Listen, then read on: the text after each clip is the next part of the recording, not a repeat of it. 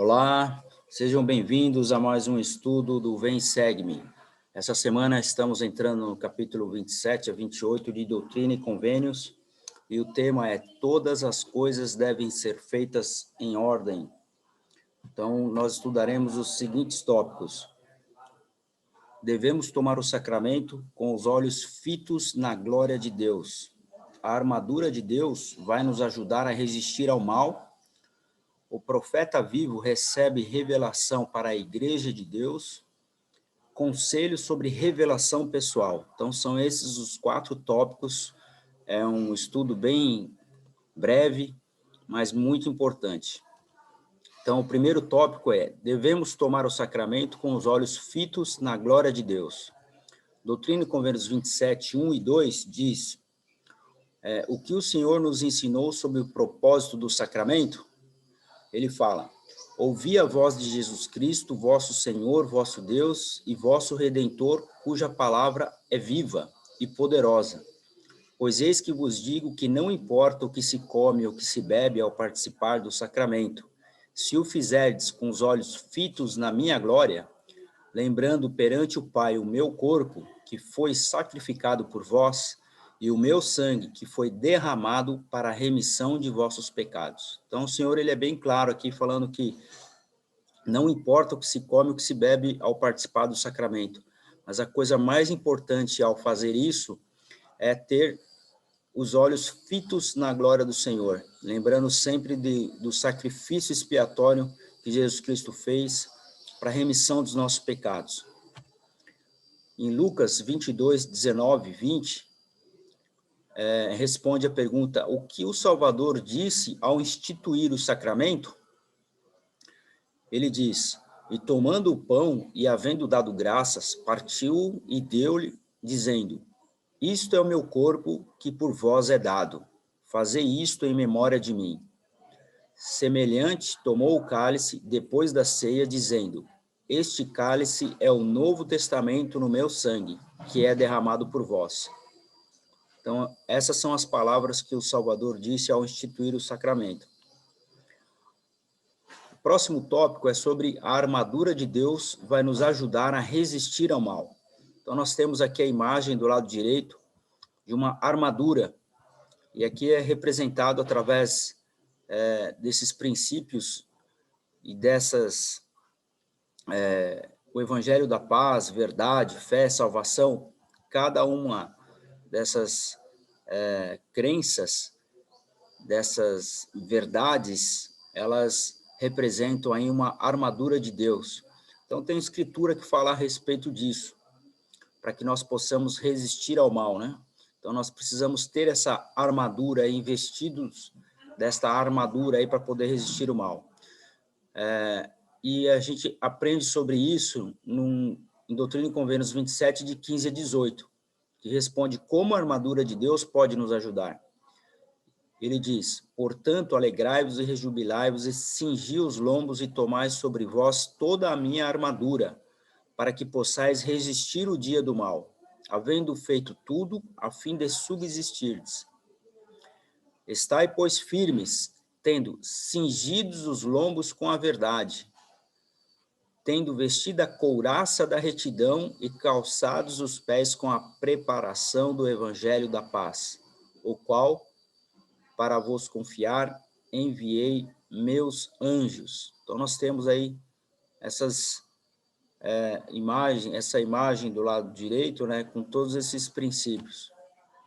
E ele continua, no 17, tomando o escudo da fé, com o qual podereis apagar todos os dados inflamados dos iníquos. Então, ou seja, todas as ameaças que nós recebemos aí de iníquos, né, todas as adversidades, todas as maldades que existem, né, todos os adversários que vêm contra o povo de Deus, nós temos que ter esse escudo da fé aí para nos proteger aí contra esses dardos inflamados dos iníquos. Ele continua: e tomai o capacete da salvação e a espada de meu espírito, que derramarei sobre vós, e minha palavra que vos revelo, e concordai acerca de todas as coisas que me perdirdes, e sede fiéis até que eu venha e sereis arrebatados, para que onde eu estiver estejais vós também. E o próximo tópico é: o profeta vivo recebe revelação para a igreja de Deus. Então, nós temos aqui hoje uma imagem do nosso profeta, Lúcio Minelso, profeta vivo hoje, e que nós vamos aprender um pouco mais sobre isso. No capítulo 28 fala a respeito de revelação, né? Quando o profeta recebe revelação. E nesse capítulo 28 aconteceu isso, né? Joseph Smith, ele recebeu uma revelação. Então, essa revelação dada por intermédio de Joseph Smith, o profeta, na época, a Oliver Cowdery em Fayette, Nova York, em setembro de 1830.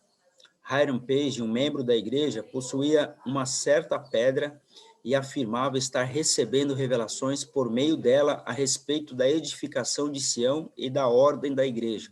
Então, você vê só, né? Aparece uma pessoa falando que recebe uma revelação por meio de uma pedra. Então, olha só até onde pode chegar aí a imaginação das pessoas. E o pior que vários membros haviam sido enganados por essas alegações e até Oliver Cowdery fora erroneamente influenciado por elas. Pouco antes da data marcada para uma conferência, o profeta inquiriu fervorosamente o Senhor sobre o assunto e recebeu esta revelação. Então, essa revelação que consta em Doutrina e Convênios 28, fala justamente sobre esse assunto. E no versículo 2 a 3 ele diz: mas eis que em verdade, eu te digo, ninguém será designado para receber mandamentos e revelações nesta igreja, a não ser meu servo Joseph Smith Jr., porque ele as recebe como Moisés. E tu serás obediente às coisas que eu lhe der, tal como Arão, para declarar fielmente à igreja, com poder e autoridade, os mandamentos e as revelações. Então, o Senhor revelou e foi bem claro aqui que não há outro meio de receber revelação para toda a igreja, a não ser através do seu servo, os profetas, que na época era Joseph Smith Jr. Então, pedindo para que as pessoas fossem obedientes ao profeta, né? E não acreditassem em outras palavras. Conselho sobre revelação pessoal. Então, esse é o último tópico, que o profeta ele recebe revelação para toda a igreja, mas cada um de nós podemos receber uma revelação para a nossa própria vida. E para encerrar, o presidente Joseph F. Smith e seus conselheiros na primeira presidência ensinaram: quando visões, sonhos, línguas, profecias e impressões ou quaisquer dons ou inspiração extraordinários transmitem algo que esteja fora de harmonia com as revelações aceitas da igreja ou contrário às decisões de suas autoridades constituídas, os santos dos últimos dias podem saber que isso não provém de Deus, por mais plausível que possa parecer. Nos assuntos seculares, bem como nos espirituais, os santos podem receber orientação e revelação divinas concernentes à sua própria vida, mas isso não lhes dá autoridade para dirigir a vida de outras pessoas. Então, ou seja, nós podemos receber revelação para a nossa própria vida, mas não podemos receber revelação para a vida de outras pessoas. Então, ele é claro e ele aconselha aqui a nós não acreditarmos em pessoas, mesmo que esses conselhos sejam plausíveis, que nós não acreditemos se não vier de quem possua autoridade para receber essas profecias. E hoje nós temos um profeta vivo, juntamente com seus conselheiros e 12 apóstolos, que tem essa autoridade para poder receber revelação de Deus para toda a humanidade, para toda a igreja. E nós, cada um de nós, santos, podemos receber uma orientação e revelação para a nossa própria vida. Então, ele é bem claro sobre isso. Por quê? Para não cairmos, de repente, em pessoas que vêm falar que mentiras, né, ou que venha com novas revelações, por mais plausível que seja, se não tiver a autoridade, que nós já falamos sobre isso, nós não devemos acreditar. Ele continua: a história da igreja registra muitas pretensas revelações alegadas por impostores ou fanáticos que acreditavam nas manifestações que procuravam induzir outras pessoas a aceitar. Em todos os casos, isso resultou em desapontamento, pesar e desastre. Então, ou seja, a igreja é uma organização perfeita, mas muitas vezes as pessoas que frequentam, né, e que são membros da igreja não são.